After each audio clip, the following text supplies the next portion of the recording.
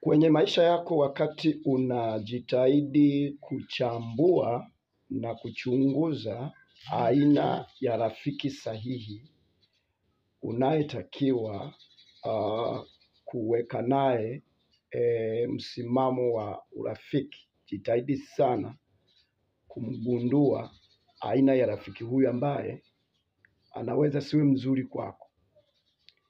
Rafiki ambaye anapendaga mafanikio ya haraka haraka, kuwa makini naye. Yaani rafiki yoyote ambaye anapenda, yaani ukisha mgundua tu kwamba huyo rafiki yako ni mtu ambaye anapenda sana mafanikio ya haraka haraka, anapenda sana mafanikio ya haraka haraka, kuwa makini naye, kwa sababu huyo anaweza akakufanya hata dili. Yaani wewe mwenyewe unaweza kawa dili kwake, anaweza akakuuza kabisa, anaweza akakuuza. Kwa hiyo kati ya marafiki ambao unatakiwa kuwa makini nao, uwe makini na mtu yoyote ambaye anapenda mafanikio ya haraka haraka, kwa sababu mafanikio ya haraka haraka yanaleta mateso na matatizo pia ya haraka haraka. Kwa hiyo rafiki wa mafanikio ya haraka haraka, kuwa makini.